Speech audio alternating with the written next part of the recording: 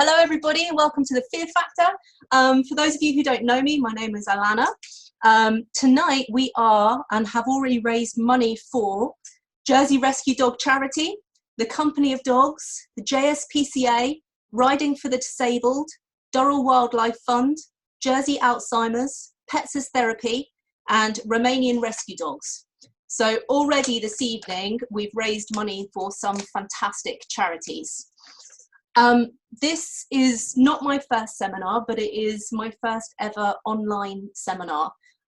So please bear with me a little bit whilst I get to hang of how to use the sort of computer system and work through. But hopefully everything's coming through and you can hear me clearly and you should be able to see the slides clearly on your screen. So when you're ready, we will get started. Just put this one down.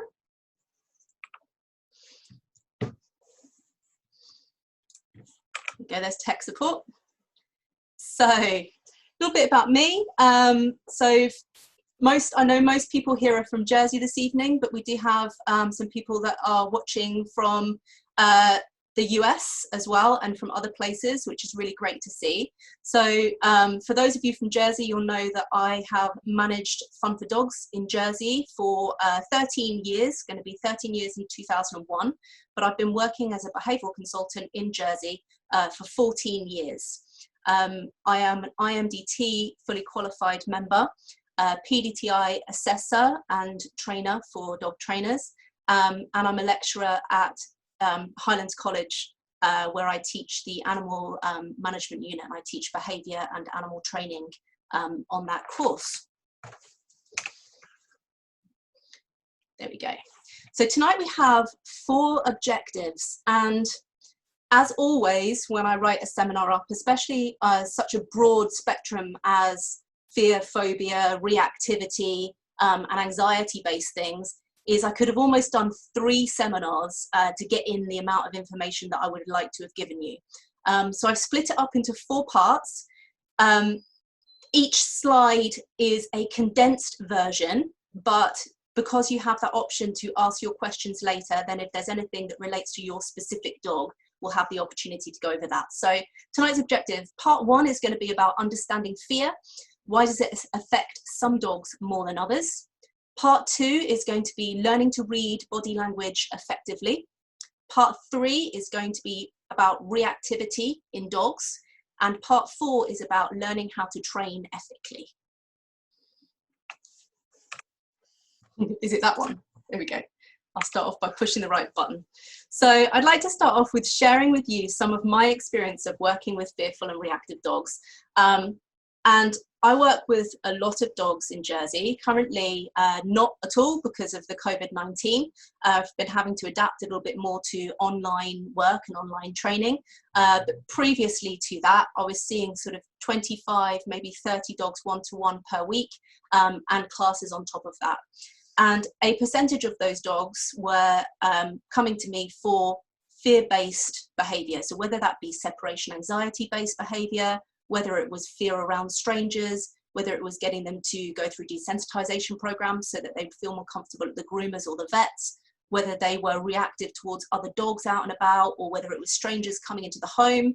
There is a real emphasis on looking at fear-based behavior and emotionally how to change those associations that those dogs have. So I hope this seminar tonight really reflects on some of that. So I wrote this little statement this evening. I'm going to read it out to you because it's a lot of words, my son told me. So over my 14 years of working professionally with behaviour and pet dogs, the versatile species never fails to amaze me with their ability to share their lives, constantly evolve their behaviour, and seek to communicate with their owners both actively and emotionally on so many levels. There is, however, many consistencies with the cases that come to see me. Owners are very aware of their dog's intelligence and the love and meaning that they give to their lives. I see an incredible array of behaviours that their dogs have learnt and can perform on cue, and they are all very proficient in teaching dogs in lots of situations. And this is sometimes where the barrier can be hard for them to understand. And the questions are, why can this dog who can perform so well and exhibit such high intelligence not understand how to behave when guests come, when they're alone and I'm at work, when another dog just wants to say hello and they behave as if they're being assaulted? Why do they constantly bark when their needs have been met? All of these questions, all of these behaviors, they cannot be put in the same box as the behaviors that have been taught on cue. The handshakes, the sit stays, the beautiful heel work. These behaviors are driven by emotion. They come from a different part of the brain and they drive the body in an entirely different direction. This learning is associative, it's instinctive, and it can be sitting in your dog's genetic code, just waiting to be triggered. And this is what I hope to give an insight to this evening. Part one is understanding fear. So when we look at fear as an emotion, essentially what it is an emotional response induced by a perceived threat. So it causes a change in our brain and in our organ functions, as well as in our behavior. And it's something that we can all relate to quite a lot at the moment because our environment has changed, our lifestyles have changed. Some of us are worried about finances or about health. So when we talk about fear in general, it's quite a good time really to be able to relate this to our feelings and high stress levels and anxiety and know how it affects our body, our immune system, and our anxiety levels in general. Okay. So this is a little bit of a look at what happens in the body when it responds to fear. So that is a raise in adrenaline and cortisol levels, which increases arterial pressure, increases the heart rate, increases the blood flow to the body, increases our blood glucose levels, increases respiration, increases our sensory perception to what's going on around us. So it really, really sort of blows everything up and makes us very sensitive to it. And it reduces thinking capacity.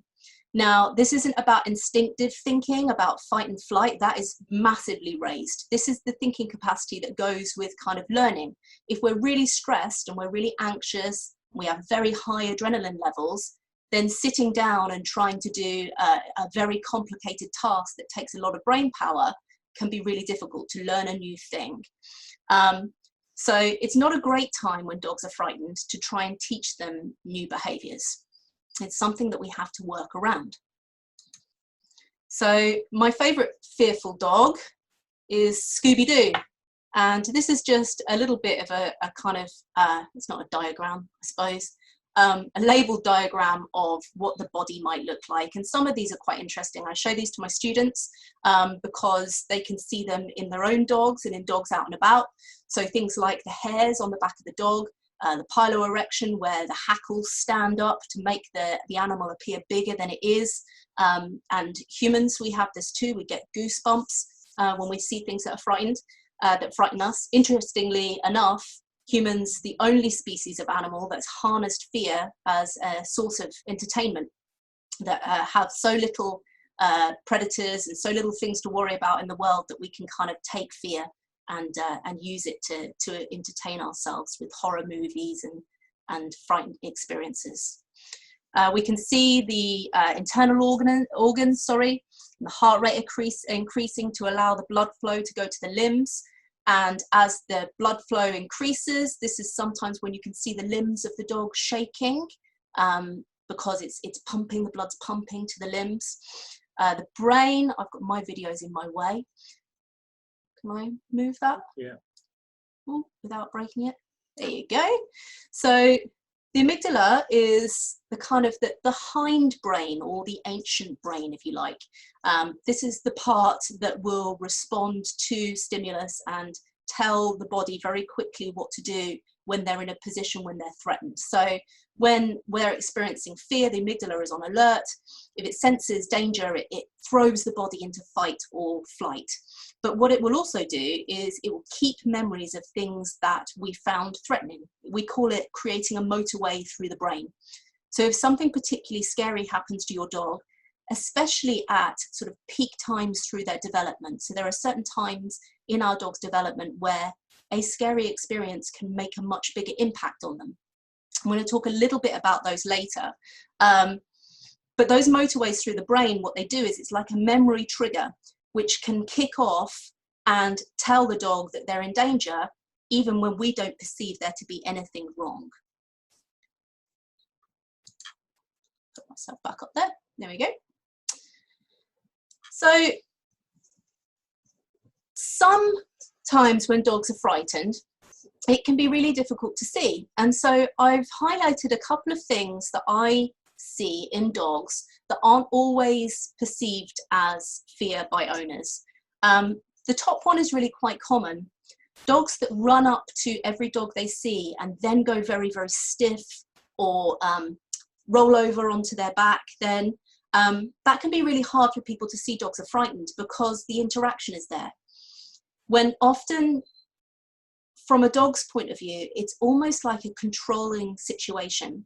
They feel the need to run up to every dog so that they can show that dog that they're no threat to them. And once they've gone through that ritual, they can kind of move on.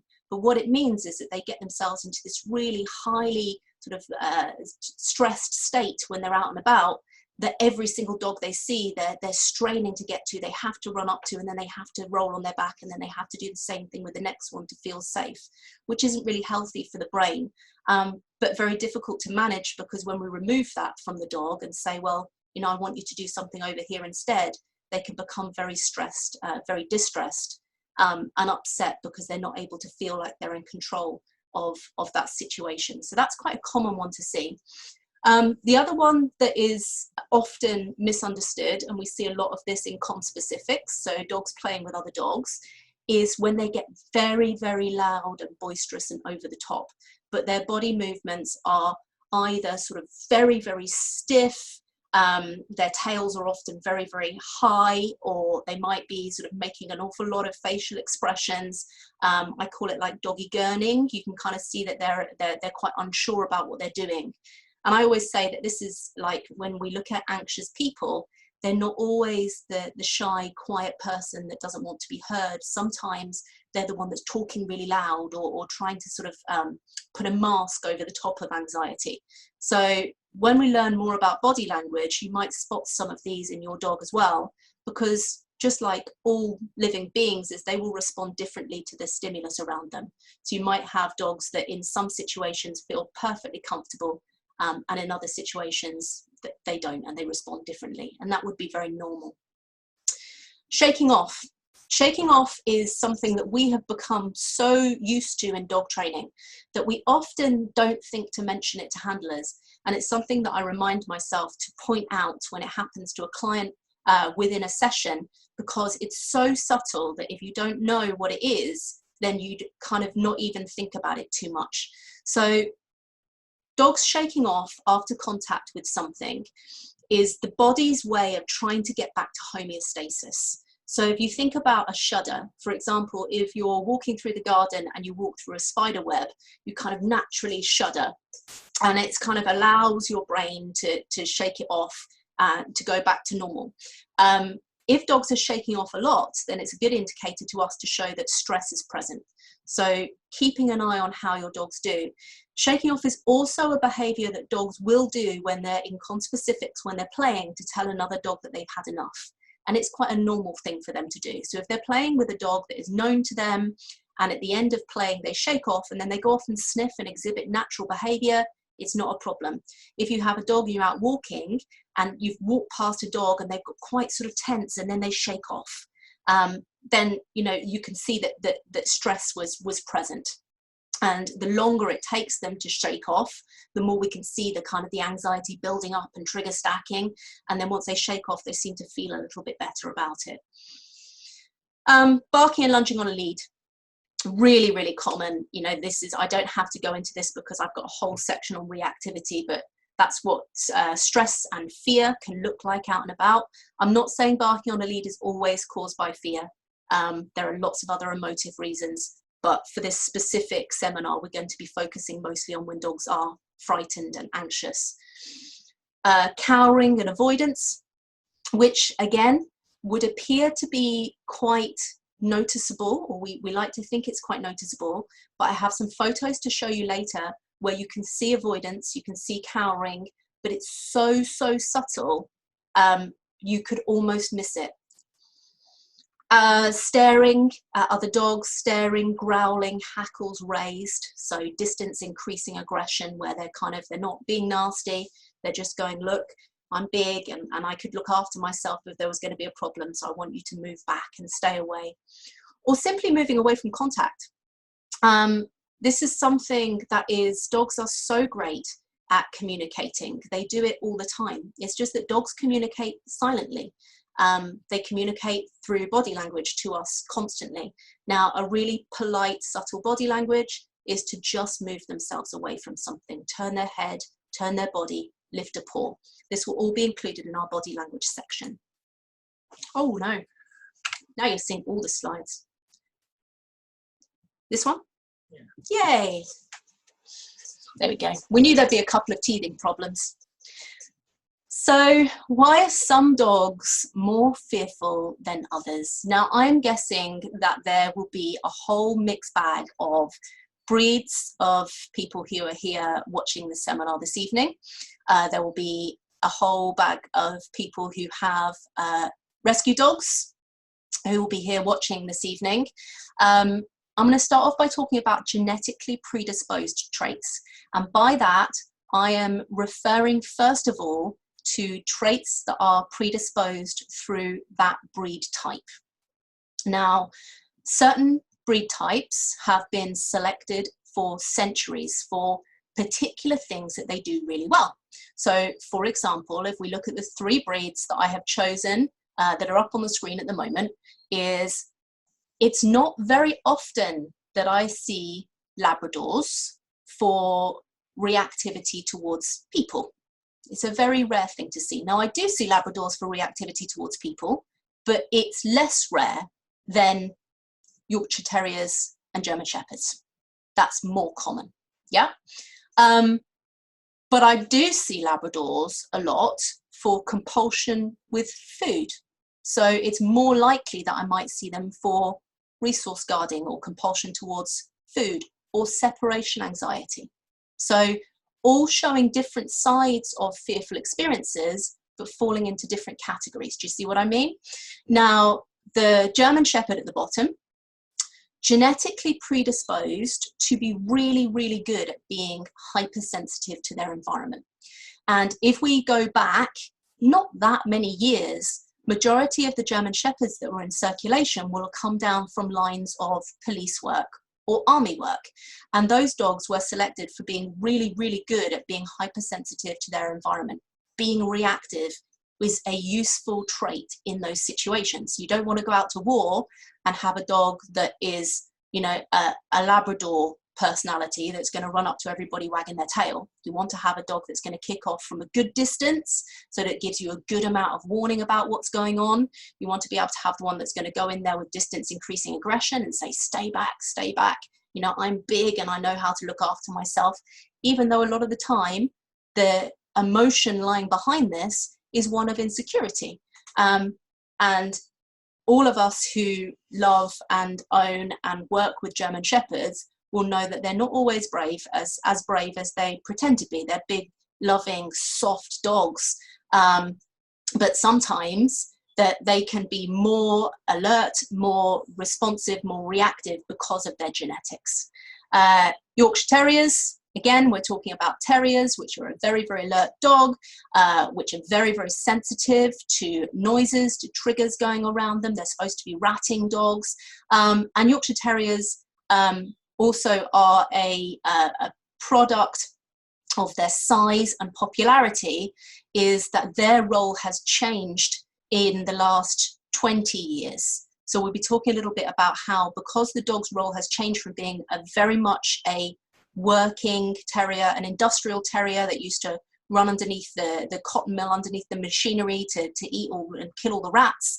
And now, you know, they go into little onesies and they go in a handbag and they get touched a lot and picked up a lot. And this is something that this breed has had to not only evolve and adapt to change their purpose, and some find it easier than others, but also the breeding selection has had to change in order to allow for this to happen.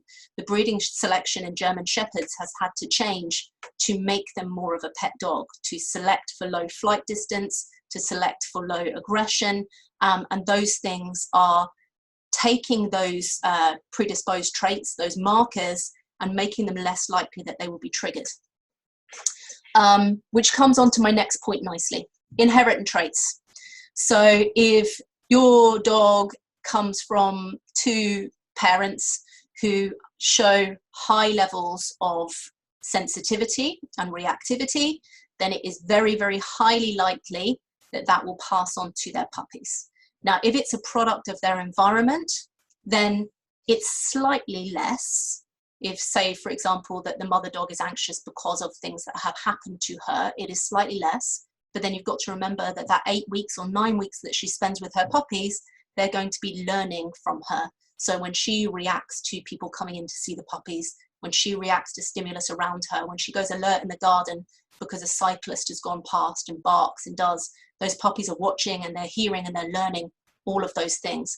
And this is why it's really important, and we're educating all the time, that your line that you select your dog from is so, so important. Genetics are so important because we know how big a factor they play in that dog's temperament and their life forever, regardless of socialization, regardless of training. Those markers are still there. Early onset socialization. So some dogs are more fearful because they have not been exposed to stimulus or to enough stimulus within the early socialization period. We see this in dogs who are the product of puppy farms. So dogs that have been bred in facilities where they've been, you know, caged with their mother. They haven't been out and about and seen things. And that window for socialization, early socialization, is so small that these puppies, when they go out to their home, they're already a good way through it. And then we have to get them vaccinated. We have to wait for them to go out and about. And by the time they're 12 weeks, they've only really got about a week to cram everything in, which is flooding, which is really scary when you haven't seen anything. And this can cause a lot of issues as well. So early onset socialization can be a massive downfall if it hasn't happened correctly. And good breeders now are pumping out information. There's so, so much out there for people who are considering buying a dog to go, what are you doing with my puppy in those early stages? What are they being exposed to? How are they being exposed to it? And what's the methodology behind it? So I talked a little bit about learned behavior. So learned behavior in conspecific, so from other dogs, is really, really important when your dogs are developing, just like within our children. So they will learn from their mum, they will learn from their litter mates, they will learn from your dogs that are at home. We always say that reactivity is one of the most contagious behaviors in the world, and I see dogs on a regular basis who are reactive when they're out, and they genuinely do not know why. They are learning from another dog, oh, when there's dogs here, we bark. I don't know why we bark, but that's what we do. We bark when we see dogs because everybody else does. And sometimes that, you know, that can be something that starts off that way and then becomes more of a fearful behavior later. Also, the things that dogs are learning from us, and I'm going to go into that a lot more later, so I'll leave that now. Owner response. Right now, I think that it's the best place, the best position that dog training and dog behavior and dog owning has been in for a long time. I mean, we are now so educated. I see people on a daily basis, they've read, you know, all the amazing books that I love, and, you know, they're sourcing out the right information on the internet. So that is making a really big difference to owner response. Owner response, I am going to highlight later. And what I'm going to do is I'm going to give you my 6 rules for owner response. And it's all about how your dog feels when you are with them. Are you somebody who makes them feel protected, or are you somebody that makes them feel vulnerable when scary stuff is around? Because when scary stuff happens, you can be frightened too. If we're, you know, reacting to our dog and shouting or dragging them away or doing all those kind of things, then that dog can be going, hey, well, that's scary, and my mum and dad are terrified of it too, because they really kick off when it happens. Or You know, if it's a dog that is being suppressed, that's being told off, and, you know, no, you have to do that because it's naughty when you bark at someone and growl, they don't mean to hurt you, then your dog could be learning that, you know, you're not a safe person to be around when those things are there. And that doesn't mean your dog doesn't love you just as much. It just means that when the stimulus is there, is that the owner being there isn't helpful to them at that time because of their past experiences. Now, this video, I'm not going to show this video tonight, but I am going to, this is all being recorded and it's going to go up on Facebook so you can watch it all and take the information from the slides. This video is an experiment that was conducted in the 1950s by Dmitry Belyaev, and I can never say his name right, Belyaev, I think. What he did was he selected foxes from a Russian fox farm purely on flight distance. And that meant that when he went near the cages, the foxes that attacked the cages or the foxes that shied away from the cages were not bred from, and the foxes that showed interest, intrigue, or neutral responses to him were bred from. Now, what happened with those foxes is within 4 generations, their appearance changed completely. So he was breeding for the domesticated gene. This is so important to know when you are looking at how dog breeds work, and especially when people will start to relate to dogs as being wild and pack and those kind of things. What Belyaev did was take a species and almost turn it into something else. Now, I'm not going to say it was, you know, complete, but those foxes, their coat changed, they started to bark, they started to respond to humans in a way that they'd never done before. So they started to kind of respond and relate to humans on an emotional way, almost like dogs do. Their ears became floppy, their tails curled over and started to wag, and their coloration changed. So he almost developed dog foxes out of foxes in 4 generations. So I'm just gonna go here. So when we're talking about fear, we have to talk about phobia. And phobia essentially doesn't always go with fear response. Fear is the biological response. So when they're presented with a stimulus, they biologically respond to the threat. Phobia is the connection that the brain makes to that stimulus. So a dog can startle and be okay, or a dog can startle and go, something frightened me, what is around me? Right, well, when I heard that noise, when that firework went off, I was outside in the garden, so therefore the garden isn't safe anymore. Yeah, somebody was riding past the garden on a bike at the exact moment that that firework went off. Now I'm frightened of bikes, and I'm frightened of this, and I'm frightened of that. And they usually build and build and build. So phobia is an overwhelming and debilitating fear of an object, a place, a situation, a feeling, an animal. Yeah. So basically that is those connections, those motorways through the brain that your dog makes when something happens, those can turn into the phobias. So now we're on to part 2. How are we doing for time? We all right? 33 minutes. Good. So part 2 is all about learning to read body language, and this is the most important thing that anybody can do. If you have a dog with any problem, any issue, and I'm being really careful about the words I use tonight, you'll see why later. I'm talking about words and how they affect the way we feel about dogs and the way we treat them. But the best thing you can do for your dog is not to go and search up, how do I stop this? It's to go, right, let's learn how my dog is speaking to me. And so tonight we're going to look at body language and we're going to break it down. So these are kind of photographs that I show to children. I do a program with CAP-JE. Myself, my friend Rosie Bartley does it, and a couple of other people. And basically what we are doing is we're going to schools and we're teaching children to recognize when a dog is happy and when it's sad, so that they can keep themselves safe in a situation where they might be vulnerable. And we focus on sort of 4 main areas, and that's where I'm going to look tonight. So we're starting off looking at eyes. So you'll see the dog on The little scruffy black and white dog, I don't know whether you're seeing this on the right or the left. The little scruffy black and white dog with the pink harness on, he's giving off a lot of facial signals, but at the moment we're just looking at his eyes. So we can see the white of the eye, and this is often referred to as the whale eye. And the whale eye you'll see in a lot of dogs when they're frightened, especially when their body is orientated backwards. So usually you'll see whale eye in a dog that's trying to move away from you, and their head will be orientated either usually towards the threat. So they'll look at the threat and they'll kind of turn like this, and you'll catch the white of the eye.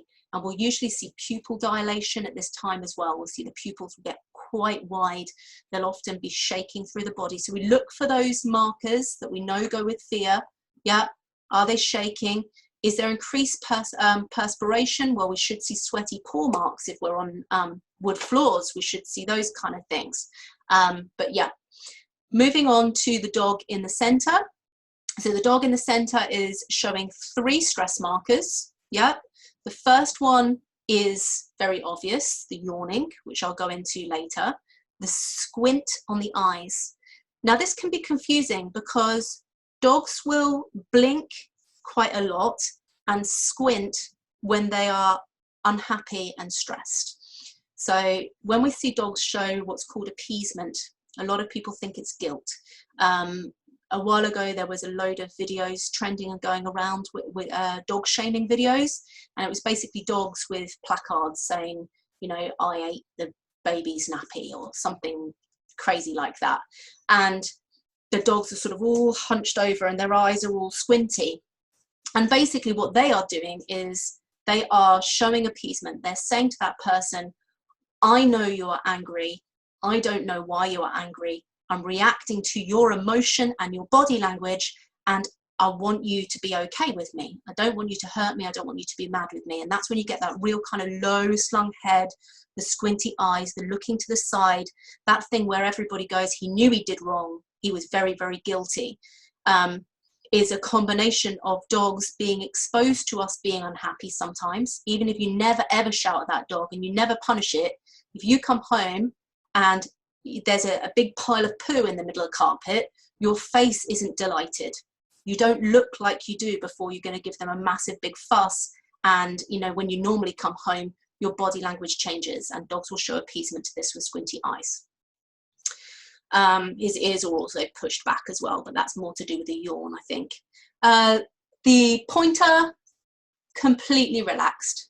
So we can see the pupils aren't dilated, around the eyes is very relaxed. When we get the squinty eyes, then you'll see a lot of tension around the jaw area, and it will come right and sneak up into the eyes. We often get tension across the forehead as well. Whereas in this dog, we can see the ears are forwards and floppy and loose. The mouth is open and in a smile, a classic smile, and the eyes are very soft and comfortable. Okay, ears is the next marker. Again, some dogs will put their ears back in greeting. And the way you know that the dog will put its ears back in greeting, and not because it's showing appeasement or because it's uncomfortable, is because its body will be loose, its face will be smiling, its jaw will be relaxed. So dogs that put their ears back, anybody that owns a Staffordshire Bull Terrier, a classic Staffy greeting is ears back, sometimes squinty eyes as well, but they're not showing appeasement. Their bodies are loose, their tails are moving, you know, they're very fluid with what they're doing. Ears pinned back is when we're looking at dogs that are very, very stressed and are very frightened. Yep, so an angry dog will not pin its ears back. An angry dog will have everything coming very, very forwards. So when ears are pinned back and dogs snap at people and they say he was angry, he was dominant, he was aggressive, that's a dog that's very frightened, that has been pushed over its threshold. So we can see here on the lovely Rottie up in the corner that the ears are pinned back. We can see the whites of his eyes. He's really, really, really worried and frightened. He's actually got to a stage where he's opening his mouth in a growl. And you can see in the posture of the dog that everything in the body is orientated backwards. He does not want to bite. He's pushing everything back and going, really, really stay away. The Border Collie on the opposite side, we've got ears pinned back, we've got furrowed brow, we've got closed mouth. Okay, so although this is a photo that looks like it might be absolutely okay, and it's not a dog that is cowering, a cowering wreck, it is a dog that is worried in this situation. So with the markers that you can see there, you can see that this is an anxious dog. The lovely German Shepherd in the middle, not an ounce of stress. Yep, again, eyes completely relaxed, no tension through the ears. And although he has erect ears, his ears will still go back. Yeah, not in the same way, but they will still go back. So everything there, absolutely lovely. Moving on to the mouth, jaw. So I've talked a little bit about the jaw already. The biggest one to look at is the spaniel at the bottom. There's two pictures of the spaniel, and these pictures were taken doing the same thing. So both of these pictures are of a dog being greeted by somebody. The picture on my right that says, "I like you," is somebody the dog knows. The picture on my left, "I'm worried, stay away," was somebody the dog didn't know. They were approached at exactly the same distance, yeah, in exactly the same way, with a person with an outstretched hand. Neither of the dog is not an aggressive dog. It's not a nasty dog. It's not a dog that was reactive or went to bite. This is a normal response, if you like, although he is on a very tight lead on that one, so he did move forwards, but there we go. So on the right, relaxed, ears forward, yeah, mouth open in the smile. On the left, mouth closed, eyes fixed, ears pushed back. Yeah, and that's what the arrows are there to show you. Then we have the yawn. So the yawn, very much like the shake off, the yawn is one of the early stages of stress. It's in the yellow zone. When we get on later and we talk about green, yellow, orange, red, the yawn is in the yellow zone. It's one of the first indicators, the first markers to go, my dog is not comfortable with this. Is it absolutely necessary for my dog to be in this position? If we're talking about a veterinary consult, then yes, it's absolutely necessary. And what we need to do is we need to make our veterinarian aware. They probably already will be, but we need to make our veterinarian aware of the fact that our dog is showing stress markers. We need to be aware of doing it, and we need to adjust the environment in whatever way we can to make it the least stressful outcome that we can. But yeah, when they start to do those yellow markers, we go, do I have to do this? Because my dog is already trigger stacking. The mouth in the middle, fine. The black dog, so again, we're looking for a smile. And the smile doesn't always have to be an open mouth. It just has to be a relaxed mouth. The Border Collie is there to represent a lifted lip. I know it's not. It's either mid-sneeze or it's got a bit of grass up there, but that's what he's representing. He's representing the lifted lip. Yeah, the snarl. And the dog at the bottom, the red setter, is representing increased salivation, which will happen in over-arousal. So it will happen when dogs are in eustress and they're getting very, very stressed because, you know, there's lots of really nice smells around and they want to go and chase rabbits and they want to do this and they want to do that. And it's kind of that good stress, a little bit like I had before I did this seminar, when I had that kind of, oh, I'm excited and I'm really quite nervous all at the same time. But they will also do it when they're very fearful. So dogs that salivate a lot, you can almost see them kind of bubbling at the mouth, and they'll do it if they're car sick. Dogs that get stressed in the car, they'll bubble at the mouth. We see it quite a lot. Okay, coming up to the last ones now. So tail position. So tail position will depend on your breed type, but it is still, you can still see it. So it's a lot easier to see a dog with more tail, tuck their tail right underneath. It's easier to see a Jack Russell tuck its tail than it is a pug. Yep. However, I can see difference in a pug's tail. So I can see a pug tuck. Wow, there's a tongue twister. I can see a pug tuck its tail, but it doesn't go right underneath. You'll just you'll see it change. And usually what happens with dogs that have no tail, like my bulldog, is that you can see a difference in the way that they walk. They stiffen up towards the back end, and they do what I like to call a thunderbird walk when they're stressed. So we've got the Pendenko, poor Pendenko, wearing a prong collar, looking towards the owner in this situation to help. Now, whether this is because of the people around him, whether he's been told off for something, he has his tail tucked, his legs are braced, his ear is one back, one forwards. Yeah, so he's showing that he doesn't want any conflict, and he's turning towards the owner to help, to get him out of this situation. The bull mastiff type dog on the right hand side of my screen, and his friend who doesn't really want to play at this moment in time. So his friend has got a paw lifted. I don't want any problem with you. His head is turned away, the ears are tucked back. We can see the whites of the eyes, we can see the furrow in the brow, and the tail is tucked up to the left hand side, or the right hand side, whichever way the picture is taken. So his friend really doesn't want any beef with him. And he's coming in with lots and lots of bravado at the back. I can see hackles, piloerection on the top of the tail. So the tail, the hackles have gone all the way up to the tail at that point. We can see that he's braced on his back legs, very, very forwards and aroused at the front. And by aroused in dogs, we mean very, very stimulated by what's going on. Eyes fixed and face forwards, ears very, very forwards, and tail very high. So very high, stiff tail. So this could go lots of different ways.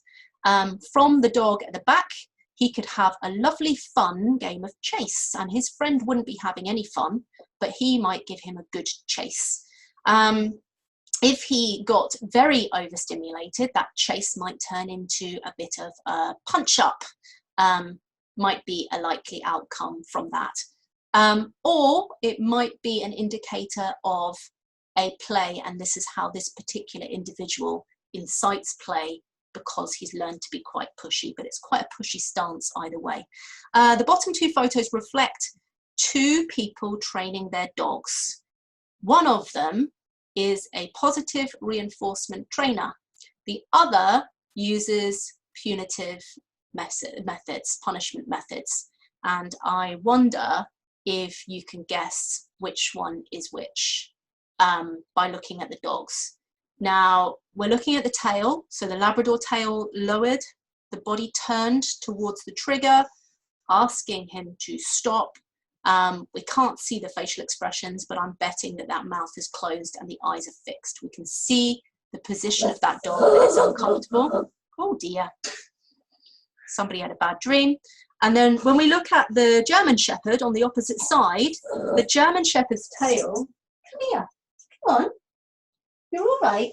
She woke up seeing herself in the TV. She did, yeah. The German Shepherd's tail is low because it's a German Shepherd. It's a perfectly relaxed body stance on the dog. So the tail is low, but that is a normal tail carriage. So my point was, we need to know what normal is for our dog. What do they look like when nothing is going on? Please, write in the comments, how many stressed dogs do you see in the picture below? Let's get fastest finger first. I'm looking at the comments box now, waiting for the first one to come in.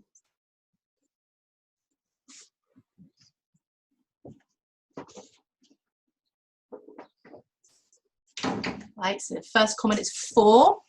I won't read out your names, so I'm just reading out the numbers. It's more than 4. Higher than a 4, we say a 5. It's more than 5. Higher than a 5. Oh, a 6. We're just going to go up now. We're going to count up. Have a look at those pictures. Apply the techniques that we've just seen.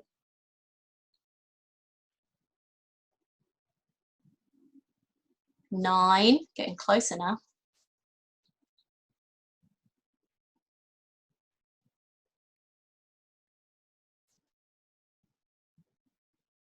Everybody. Yeah, full marks. 11 dogs, 11 stressed dogs, all showing stress markers in one way or another. This is a really easy game to play.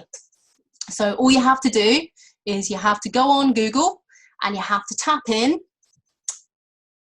picture of a dog with cow, picture of a dog with another dog, picture of a dog with its family, picture of a dog being groomed, picture of a dog at a vet. You think of anything, it doesn't matter.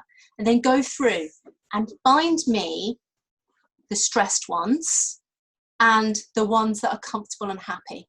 Because it's amazing how many photos go up and we miss it. We don't really look. And this is why I've chosen these particularly sort of subtle ones. There's one in there that is not that subtle. So the one at the bottom with the child that's bending over to touch the little ginger dog. I mean, we're 4 seconds off a bite potentially in that picture, maybe even less than that, you know. And obviously the one with the little girl in the middle really isn't funny either. That's really sad, real sort of shame to see the dog so uncomfortable with the ears pinned back. The Labrador puppy, really subtle. It's just an ear back. We've got an ear back, we've got a turn of the head, we've got a slight furrow of the brow. It's very, very tiny, but it's still there. The picture with the family, really, really obvious. Yeah, so we've got one there licking the lips, we've got furrowed in the brow, we've got one there with the mouth shut and we can see the eyes squinting. So some of them really, really obvious and some of them really quite difficult to see. The little Bichon Frise is about to kick off loudly. So I'm about to see some reactivity happening in the Bichon Frise. Move your mouse over. No. Sorry, where is my mouse? That way. Off this side of the screen. There you go. Ah, I see. There we go. I've put a couple of video links up on here for you guys. You don't need to watch them tonight. We don't have enough time on the seminar. These are resources for you to be able to watch afterwards, and we will be uploading this seminar onto Facebook so people can watch it, so you can go back over any of the slides. This is a great video resource for decoding dog body language, so that's why it's there. Moving on to part 3 now, reactivity in dogs. We're nearly there, we're on the home stretch. And I'm guessing that this is what a lot of you are here for tonight. So I'm hoping that this answers a lot of your questions. First thing, what does reactivity mean? It's such a buzzword. It's such a buzzword. It's so much easier sometimes to just, you know, look at things as being distance increasing behavior, distance decreasing behavior. Is my dog's objective to get to where that thing is and to do it damage? Is my dog's objective to get there and interact with it? Is my dog's objective to move as far away from it as they can, or for that thing to go away? So when we talk about distance increasing, distance decreasing, sometimes that really helps, because reactive can be so difficult for people to understand that it's not necessarily with intent to do harm. And 90% of the time, I hate using percentages, right? Because I'm not being exact. But most of the time when I see dogs, it's very, very rare to see dogs that intend to go in and do harm. That's so rare. Most of the time, they're just trying to communicate other things. And in fact, it wouldn't be highly functional. If their intention was to go in and do harm, it would be very, very unfunctional of them to start screaming and shouting about it a mile away. If you want to catch that thing and hurt it, or you want to catch it and you want to kill it, then by making a whole big noise, that's not helping you at all. So 90% of the time, dogs that are giving off a lot of noise are not intending to go in and do damage, unless they have been specifically trained to do so, or it has been self-reinforcing for them, or it's been the only thing that's got them out of a situation. So for tonight, when I talk about reactivity, this is what I mean. To be ready to react or respond to something else, as opposed to ready to act on one's own. So a person or a dog who's reactive does things only in response to other stimulus. That will be my definition for this evening. The most common examples that I see are Dogs that bark frantically on lead, sometimes lunging when they're triggered at stimulus from a distance. Dogs that will suddenly lunge out at passers-by or other dogs. So these are dogs that are in close proximity. The first ones are dogs that give off a lot of warning. It's more common for them to give a lot of warning and less common for them to do it in close proximity, but there are certain breeds that are genetically predisposed to have a very, very short distance of reactivity. So when we talk about Rottweilers, one of my very, very favorite breeds, Rottweilers are genetically selected for cattle driving, and they need to be able to be up very, very close to something before they go. So often they'll sit back and wait and wait and wait for something to get close enough and then be like, bang, move back. Yeah. Dogs that can seem to be sniffing or interacting with another dog and then start to fight or frantically bark or scream like they're being assaulted. This is quite common. Dogs that react highly to people or animals passing their garden or driveway. Really common, something we see all the time. This is often referred to as territorial behavior, territorial barking, and territorial behavior sometimes is very self-reinforcing. So sometimes because dogs have gone self-employed, they're bored, or they love chasing stuff in the garden because it's really fun, it's intrinsically rewarding for them. But a lot of times when dogs are barking territorially, it's not about owning the territory. It's not stay away from my garden. It's move away, move away, move away. I don't like the feeling I get when you're here. Dogs that react highly to people who enter their home. See that quite often. So the doorbell cue that goes too much, where they've started off going, okay, well, when people come into my home, that there has been a trigger that has made them feel that they're not safe when that happens. And that's quite common in dogs that have not experienced that in the early stages. So puppy farm dogs, quite common in dogs who are rescue dogs that have been kept in pound complexes or in conspecifics where lots of other dogs are exhibiting those behaviors when people come in. So it can be a learned behavior, really, really common. Or dogs that appear to become aggressive when owners leave the home or a room when they return. This is one of the key markers to separation related issues. So dogs that will almost appear to attack their owners when they go to leave, when they come back, get very, very angry, very, very stressed, distressed, usually separation anxiety markers. Here are the myths, or the common thoughts. Some of these are things that people say to me when they come in for training. Please, please know that I never ever judge what anybody says, ever. You can say absolutely everything to me. Everything's confidential. I never talk about clients when I'm doing these. Sometimes I'll talk about this dog that I saw and I'll refer to it as I saw a German Shepherd, but I'll never talk about people personally. But these are things I hear a lot. It's all the owner's fault. They're too soft. They're too anxious, and the dog is picking up on energy. Yeah? So let's look at that one.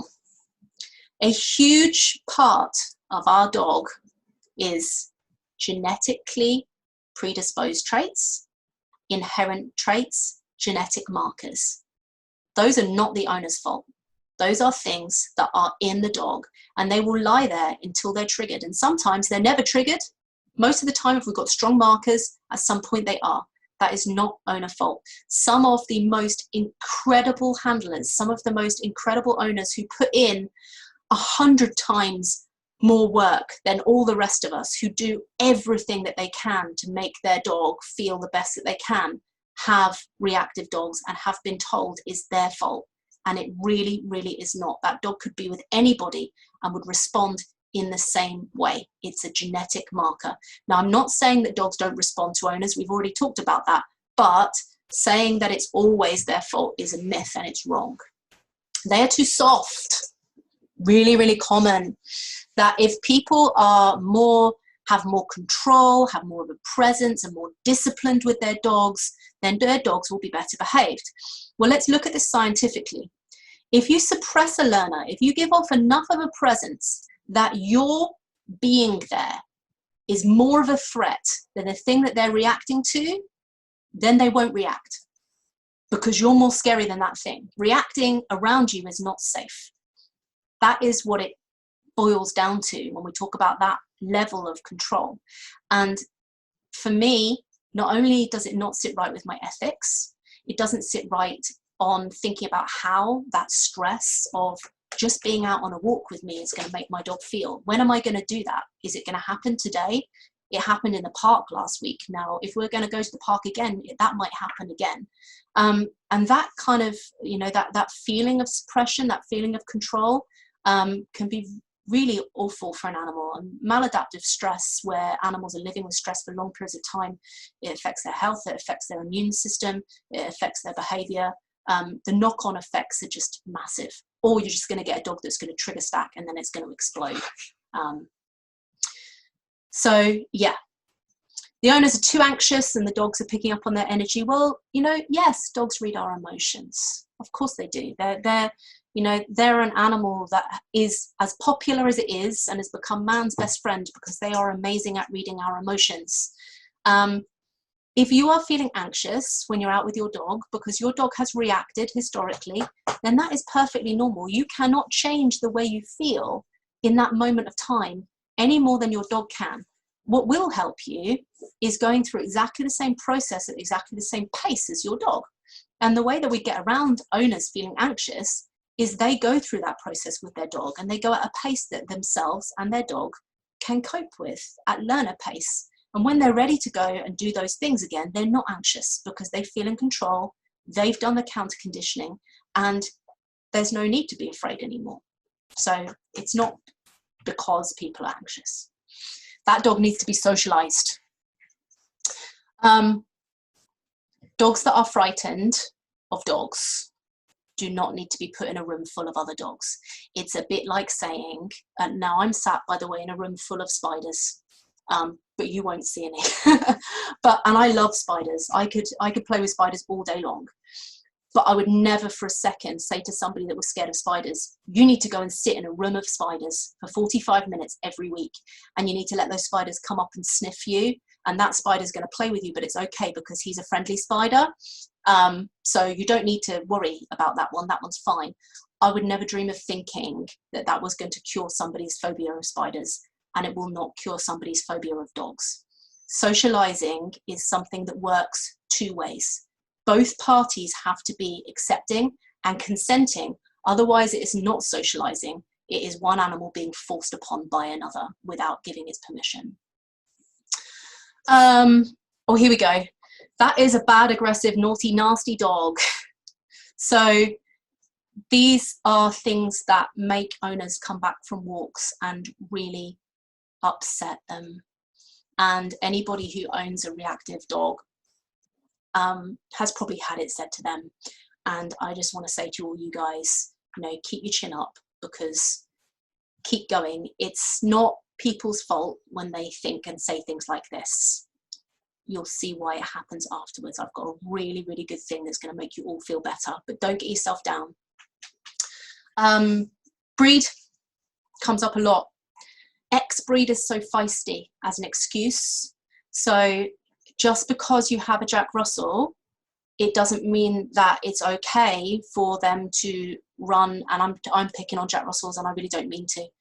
I'm just, because it's a breed that is often, this is said about the breed.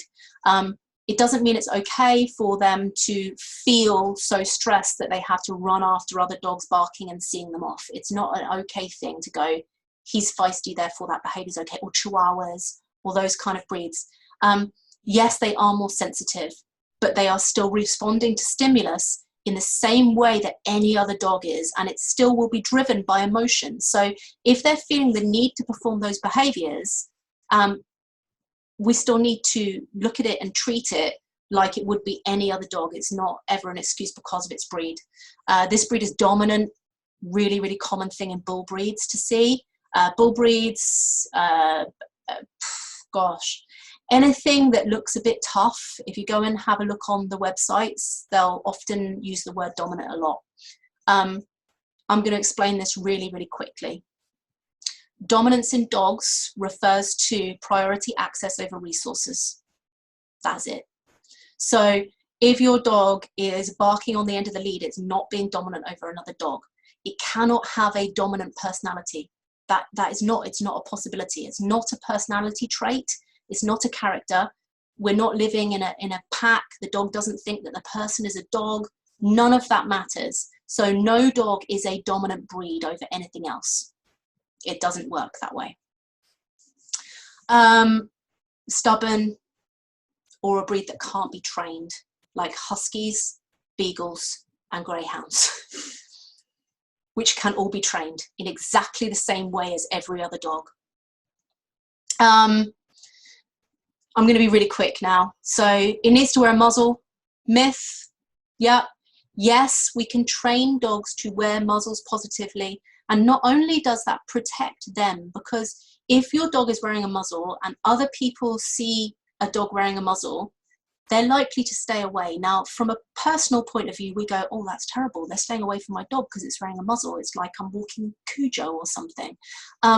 From a dog's point of view, they're like, amazing. Now I get out to go out for a walk with mum and dogs don't come flying in my face. So they can develop a really positive association with going out walking by wearing a muzzle, but they don't have to wear a muzzle. And if your dog is under control, unless you have a muzzling order because it's done something, then someone shouting your dog should be wearing a muzzle is that's just not true or fair. Or kept on a lead. If your dog's under control, it doesn't have to be kept on a lead unless the law says it has to. Okay. Submissive, used as a positive state. So for me, an animal submitting or deferring to me or another dog is not a desirable state of mind. I don't want to see my dog being submissive, because when she's being submissive, it means she feels vulnerable. She feels like a victim and she has to defer to something. She's not being happy. She's not being fluid. She's not exhibiting, her normal behavior. So submissive is not a good thing, but a lot of people think it is. Nearly there now. It's okay. My dog will sort your dog out. It's nature's way. Lots of people want to offer this as a service when you're out walking. I look at it from 2 points of view. Their dog is learning to have to put up with lots of other dogs potentially being rude to it, to the point where it gets so frustrated that it has to give them a punch to make them go away. His walks must be very, very stressful. Your dog is learning that other dogs might punch it. Their walk is very stressful. Yep, so for me, that's a no-no. Yes, dogs learning conspecifics. Yes, you can have an amazing dog go out with your dog and they can learn lots of good things, but having another dog get cross with your dog to try and fix your dog's problem, not a great idea for either learner. And the last one, so you've probably heard one or all of these. You might even have come here tonight thinking them. You might still go away thinking them. That's okay. It's not your fault, because we're all being programmed to think like this. I made a word cloud. I was quite proud of myself. I've never made a word cloud before. Basically, what I did is I took, within 5 minutes, I Googled, how can I help my dog stop? That was it. And these were all the words that came up. So corrections, bad, issues, correct, leader, pack, fix, submissive, stop, no. All of the words that were trending were words to make me think that my dog was broken, that there was something wrong. And not only that there was something wrong, that, that my dog was doing it intentionally, it was bad, it was, I needed to be dominant over it, I needed to be a leader, all of those things. And here's what the links were that went with them. Some were trying to market me tools that would fix my dog, so I could send away and I could get a collar that would make a loud pitched noise and stop my dog from barking and exhibiting communicative behavior, or it was like discs that I could throw at the floor, or a special collar that tightened up so it kind of asphyxiated them to stop them running forwards and pulling on the lead. Some of them were trying to sell me books and videos. Some of them were marketing TV dog personality shows. And this is not new news. This is what's going around forever. And they do trend at the top because people want to fix stuff. And this is the help that comes up first. But here's the truth. They want you to think your dog is bad because bad dogs are good for TV ratings. They're good for trainers. Trainers make a lot of money by telling people that their dogs have a problem and they're broken. And they want you to think this. So I don't want people to think this. I don't want people to think that their dog is bad or naughty or broken, or that they have to go out and buy a tool to fix it. I don't want to make any money off this seminar. I just want you to go away and feel comfortable and confident that you have a lovely dog. So we come to our last part, learning to train ethically. So now you'll have a better understanding of how relationships work, on how the behavior looks, the body language. We're better equipped to find the right method to help our dog. So these are my 6 methods for training dogs, essentially. So we start by understanding how the dog feels in the situation. So identifying, are we talking about fear? Are we talking about frustration? Are we talking about anger? What is it my dog's feeling? Even if you feel the behavior is unwanted, uncalled for, you need to address what they thought and what they felt first. 2, don't blame yourself. Don't blame your dog. Don't blame any others that have contributed to the situation. That doesn't make it better. It just makes us upset, and that doesn't help us at all. 3, think about how you react. Is right now in this situation a good time to try and address the behavior with the dog, or is your dog too stressed? 4, what's the best possible outcome of this situation? We're going to work towards this. So we're working towards the future, yeah? What's the safest thing I can do in this situation to get my dog out of this with the minimalized stress, with minimalized damage, yeah? So making sure that nobody gets hurt, your dog doesn't get hurt, and you go away so that you can come back and try the next day to go for a walk without your dog trigger stacking and being really stressed out or really flooded by what's happened. 5, look to the future rather than living in the moment. So set yourself a goal and go, right, by the end of this month, you know, I want to be able to do this thing that's achievable for my dog. And once you've aced that, then you move forward from there. And the last one, make your method Lima. Lima simply means the least intrusive, the minimally aversive. I'm going to try and find the best possible way to do this that does not hurt my dog, does not frighten my dog, and is not going to damage any future work I do with this dog in this area around this thing. Do you see what I mean? And here is the promise that I like to ask people to make to their dogs. Your owner will strive to understand your language and communicate in a way that is clear and fair. Your owner is always on your side. They'll keep you safe, and they won't force you into situations where you feel vulnerable and helpless. Your owner will not use methods that suppress your ability to communicate fear, pain, or distress. It's a simple promise to an animal that we love. And here are the methods.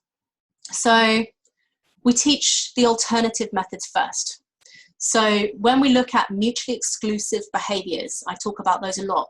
What we're doing is we're often teaching something completely disassociated with what you think. It's not about taking a dog that is aggressive towards people when they come in the door and going, right, I'm going to take you to the door, there's going to be a person there, and I'm going to try and train you.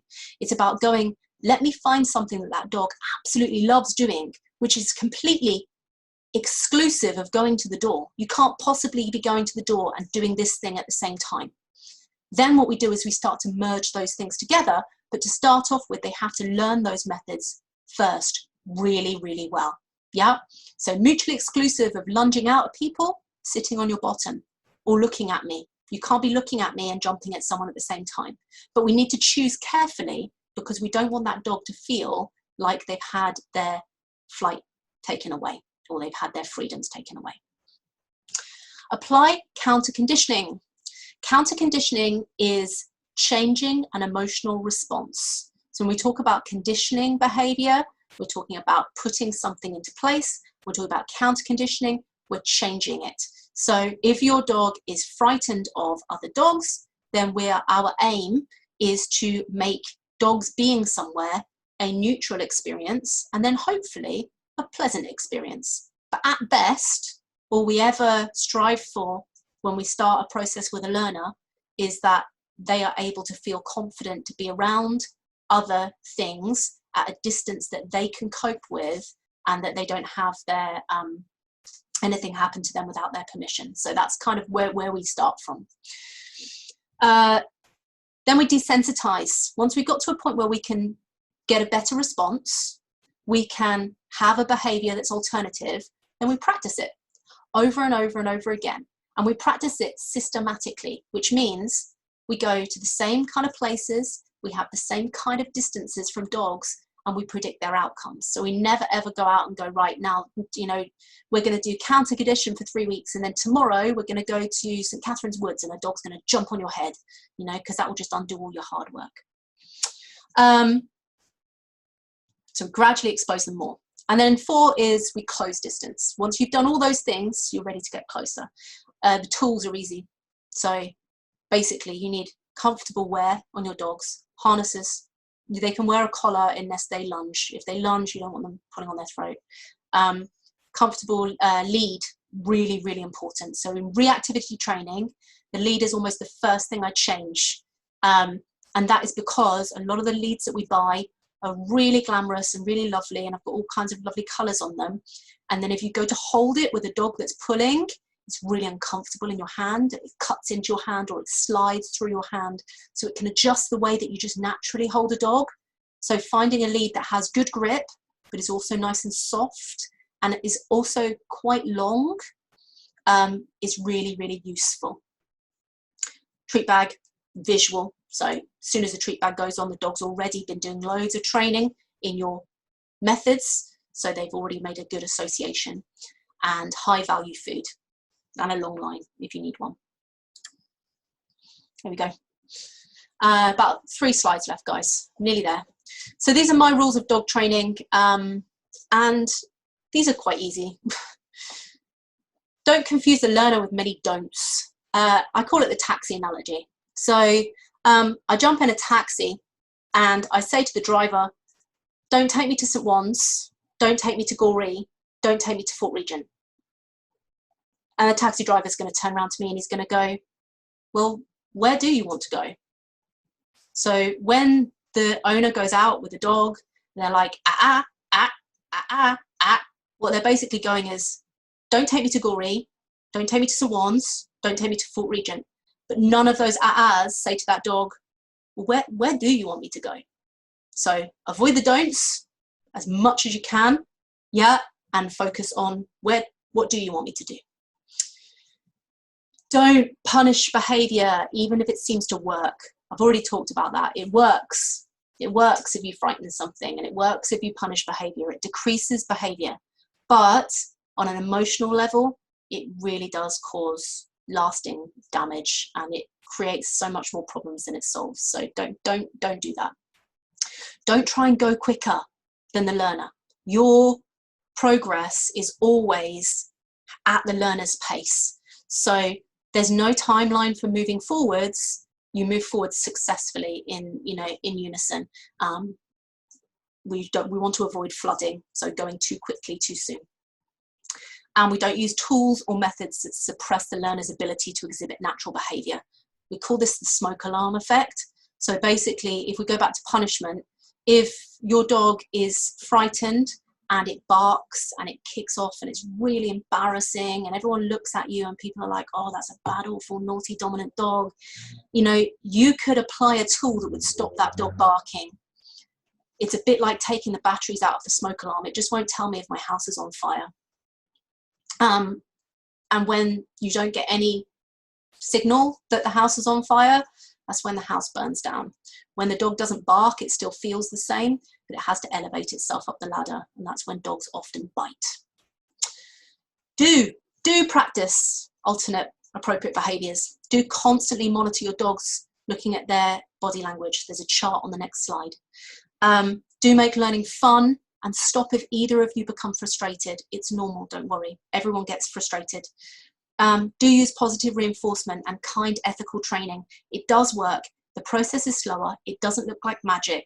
That's why we don't get a lot of prime time television, because it's not something that you can apply in 5 minutes and make a dog that looks like Cujo turn into one that looks like Lassie, because it's slow. It's slow, and it's supposed to be slow because that's a healthy way for the brain to learn to cope with stimulus for long periods of time, not just for a quick fix. I always say quick fixes are a bit like a diet pill. You know, I get skinny, but as soon as I start to eat again, I get fat. And here is, just moving this up, here is a diagram that you can all use. This is what I was referring to at the beginning. So our aim is to always keep the dog in the green zone all the time. If your training is moving too fast, your dog will spend a lot of time in the yellow zone, then we need to slow it down a bit. And sometimes this is where people get frustrated, because it appears that they're spending a lot of time when their dog's not doing it, and they're going, oh, but the dog's fine now. And actually that's exactly where it should be. It should be fine, and you should gradually get closer without it even being a big deal. You don't want them lunging and doing all of that. Then they're not learning at that point. So green, proceed, monitoring body language and lots of fun activities. You can keep going with green. Yellow, back off where possible and do lots of fun enrichment games like sniffing for drop treats, yep, until they're green. Orange, back away, change direction immediately, keep positive and reward as often as possible. Red, all you can do if it's red is minimize danger. So you're already too far, the dog's well over threshold, so just get out of there with as least stress and damage as possibly as you can. If you follow good practice, you should never be in the red zone. Thank you very much. I know I've talked for a long time.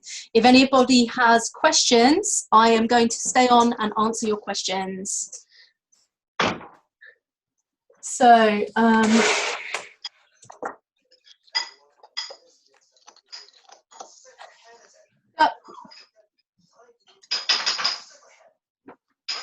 I'm hoping that I've answered your question when I was talking about the question that I'm reading is about a dog that is muzzled and about the owner staying calm. I think that when we're looking at that situation, that essentially working through a well-structured counter-conditioning program, desensitization program, where you can learn how to take those steps with your dog together gradually, that's what builds your confidence. And the more confidence you get, the better you handle, the more fluid it is, the better you get at monitoring things, and your whole ethos to going out becomes so much easier and so much more pleasant. So I would be looking in this situation to say, rather than trying to manage and worrying about how you feel, is try and take a slightly slower approach to it and go in, learn how to feel differently, just like we teach the dog. It's not that I don't like flexi leads. It's that flexi leads are of no use to us in reactivity training. So the clips can break inside, and then you might have a dog that can run 15, 20 foot into another dog or under a car or towards a person that it's barking and screaming at. And B, I don't think they really help the handler to hold their lead and to hold their body in the right way. So for me, how you handle makes a big difference. Being loose in your body, not holding everything tight, not having everything in the same hand all the time really makes a big difference, and you can't do that with a flexi lead. So yeah, not because I don't like them, although they're not my favorite things, flexi leads. I think there are better leads out there that we can use that are available.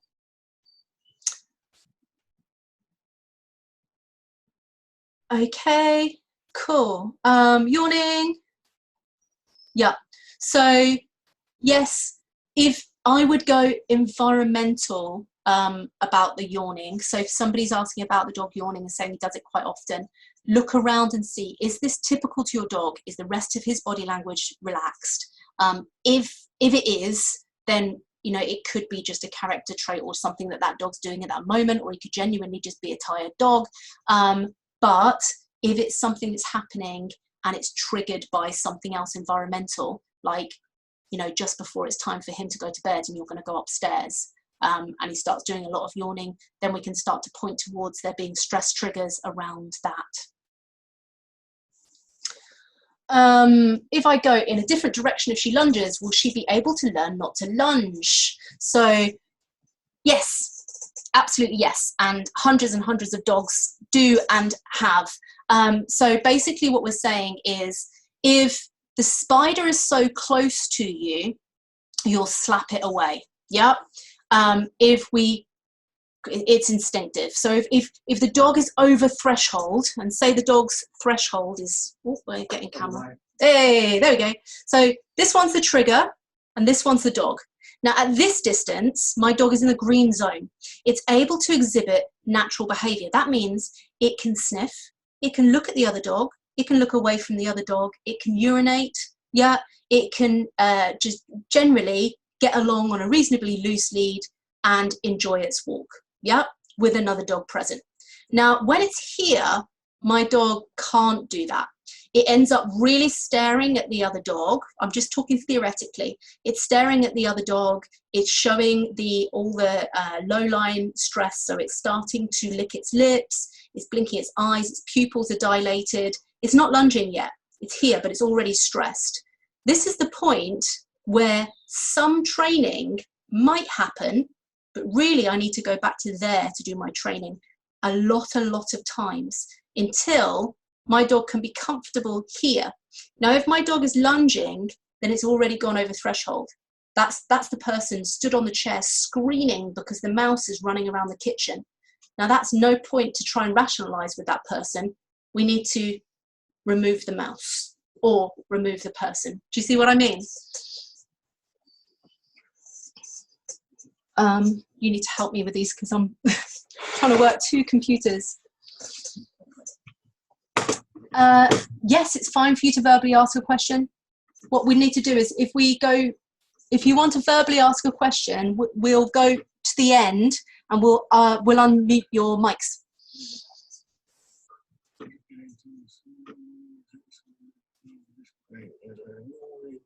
Enrichment, exercise, distraction games. Okay, cool. So I love scenting. I love scenting in response to programs with fear, anxiety, reactivity, because scenting really accesses the dog's internal reward system. It releases dopamine, which kind of counteracts some of the adrenaline and cortisol response, and it not only kind of makes them feel happy and motivated, but it's also mutually exclusive of the things that you don't want them to do.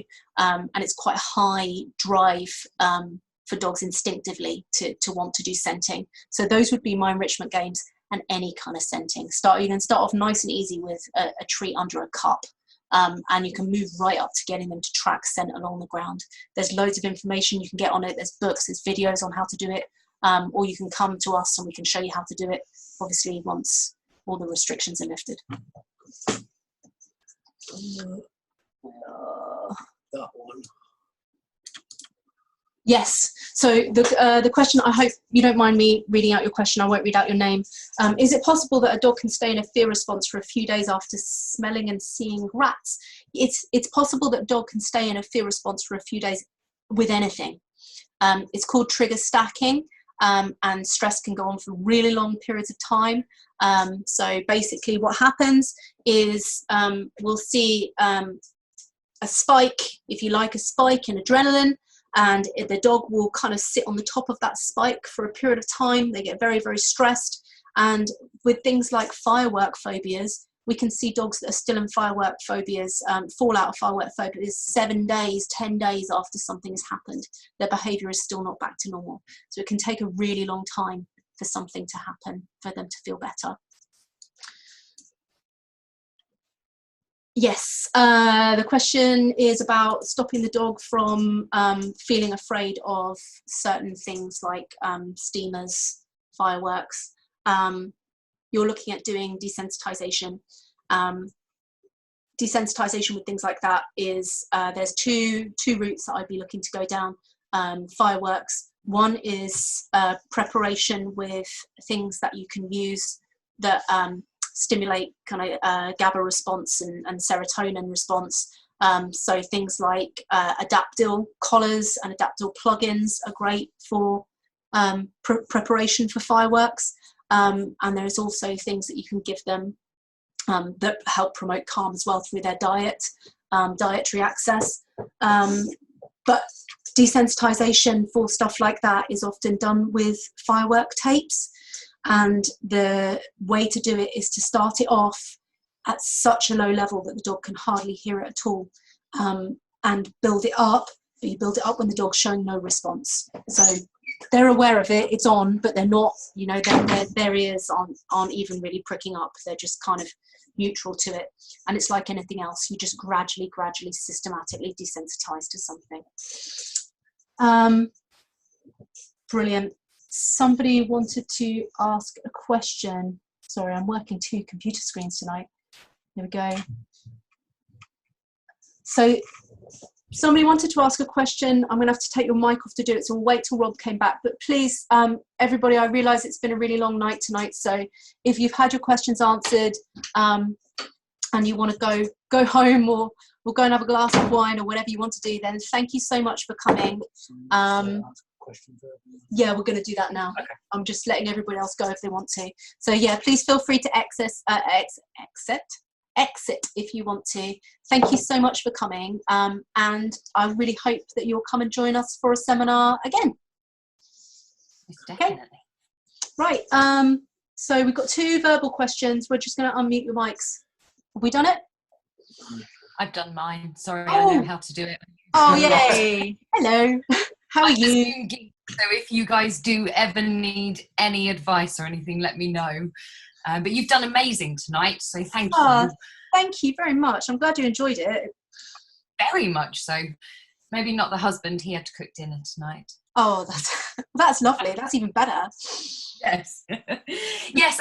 So Oka, which you know, a very lovely, rounded, balanced dog. We've got our corner shop just around the corner, surprisingly, and she had an incident. She's had 2 incidents there. The first one when she was approximately 10 to 11 months old. A gentleman on a scooter, one of the electric scooters. Vix, I'm just going to ask you quickly, do you want us to stop the recording? Are you happy for this to go on? No. Okay, no, it's cool. I just wanted to make sure. That's fine, carry on.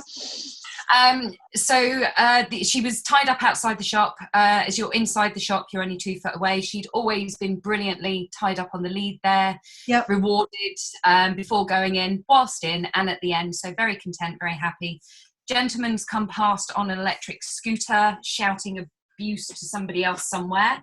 That began her first worry. As she looked at him, she then knocked over the shop sign, which created the second worry. And teenage daughter was with her, who then panicked. So then fed off the panic. So and then about a month afterwards, she was walking with me, a little bit fearful of the area, but was always concentrating on me. We'd walk through, she'd show me she was worried, but still listened and stayed with me. And unfortunately, she got attacked by a dog and pinned against a wall that was off lead. So ever since the second attack, which was in the same place as the first incident, she is petrified of going there. I can walk her through. Her heel work and listening to me goes out of the window, and she just pulls, just wants to get past. Her ears are down, her tail goes under, she's tucked in. And once we're about 10 yards away, she flips back to Oka being Oka. I've tried treating her, I've tried bringing the toy out, I've tried walking slowly, but she always gets to the same spot where she goes, no, Mum, no more. So we stop. Yeah, you've had a catalogue of events all in one place, haven't you? Yes, so, very much. Yeah, from the learner point of view, it's like she's been mugged down a dark alley. Yeah, massively so. Yes, and shaking that starts in her is instant. I mean, amazing, and a real credit to you that actually once she gets past that area, she's able to, you know, get herself back to homeostasis and get herself back to normal. Switch has been flipped. Yeah, And that's a credit to all the hard work you put in. So well done. I would be inclined to say that something like this is where it would be a very slow desensitization program, probably looking at putting in something like tracking and trailing, because I would go from it from a completely different angle for her, and start off by getting her really, really hooked on doing a different activity, which she's a little sponge for stuff like that. And then perhaps look at doing that particular activity somewhere that is linked to that once she's really into it. So not walking down the alley, but somewhere that's, you know, reasonably close to where that is, because she'll still trigger scratch. She'll still go, oh, we're getting close to that thing, or we're close to that thing, now we're there. So we can almost work backwards from that area, and then from the other side backwards from that area, and then leave the middle bit till last. Yeah, that's kind of how I would approach it. Yeah, no, that makes. Oh, I'm losing you a little bit. Can you still hear me? I've lost you. Is there another one that wanted to? Oh, you're still there. Yeah, no, we're here. Was that all right? Was that all right for you?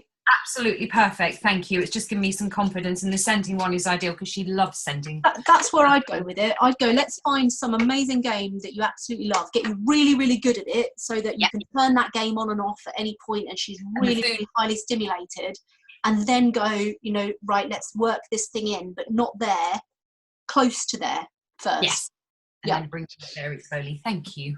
Okay.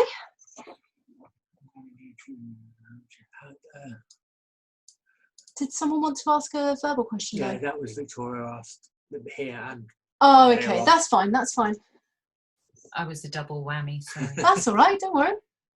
Yeah. Okay, Barbara. There we go. Okay, found it. So the next question is about helping a puppy not to react to passing a house that has a dog. Oh, okay. So yeah. Fence guarding is really, really hard because it's quite scary. It's quite scary. It's when we talk about that kind of territorial barking behavior, there's actually, funnily enough, I've got a really good example for you. Our dog is deaf. She barks, but her bark is a really robotic, doesn't really mean anything bark, because she's not responding to anything that she's kind of hearing around her. So sometimes when she goes out into the garden, she will just have a bark and go bark, bark, bark in her kind of robotic, non-dog-like voice. And other dogs don't care because she's not emoting, she's not saying anything particularly.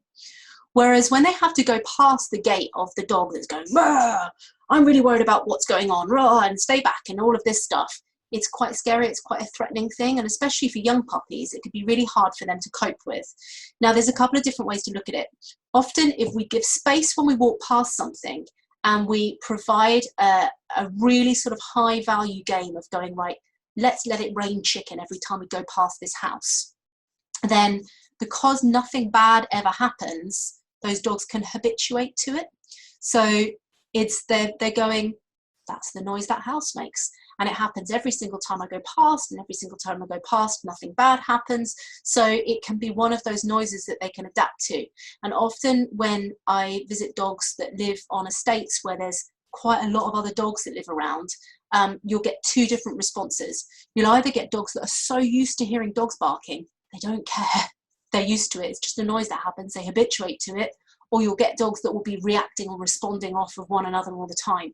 So by teaching that every time she hears that noise, something awesome drops from the sky, you can change her emotional response to habit predicting good things. But what you need to do is you need to open the buffet when the dog makes a noise and close the buffet when the dog stops making a noise, so that the association is with the noise.